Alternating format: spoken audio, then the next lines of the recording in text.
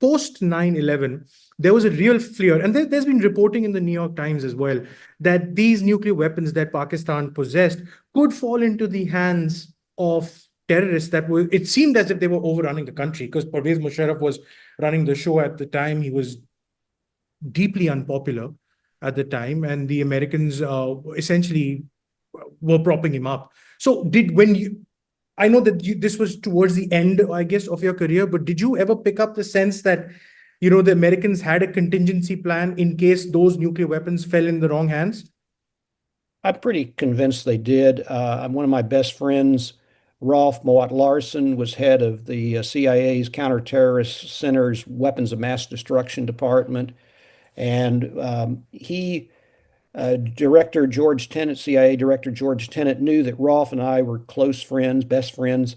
And so he said, I want to make sure that you both have complete transparency into each other's operations to make sure that Dr. Khan or other folks in Pakistan are not supplying these to Osama bin Laden. And so we did that, and we found no evidence that that was going on. But we were concerned about it, sure. I mean, that was the nightmare scenario. What if Al Qaeda or some Al Qaeda supporters gets a nuclear weapon? You know, but it turned out no. Khan may have done some extremely stupid or irrational things, but Hmm. that wasn't one of them. And the Pakistani generals would play ball with you people and uh, tell you about their nuclear weapons, their positions, and everything at the time? Up to an extent. I mean, when the way this came to a head was after we had absolutely incontrovertible evidence of what was going on. So Director Tenet, George Tenet, met with President Musharraf at the Waldorf Astoria, and I guess that was in the year 2003 during the UN General Assembly, and he got a private audience with President Musharraf and told Musharraf that Dr. Khan was betraying Pakistan's nuclear secrets to at least the Libyans and maybe others. And Musharraf's initial comment was, I'm going to kill that son of a bitch. Musharraf and Khan did not get along.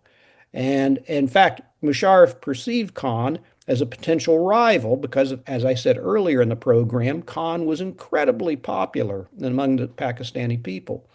Well, Director Tenet said, no, we don't want you to kill him. But then he put him under house arrest for the next 5 years, Musharraf did. But there The was no irony, love lost, no love lost between Musharraf and Khan. the irony over here is that it was Musharraf who pardoned AQ Khan over there. He And didn't pardon him. They basically put him under house arrest for 4 or 5 years. I don't think there was a pardon. I may be wrong on that, but did you um, ever get a chance or anyone over there to get a debriefing from AQ Khan? I no, mean, to my knowledge, no. In fact, I know that's not didn't happen. We probably asked, and we were probably told, forget it. Uh,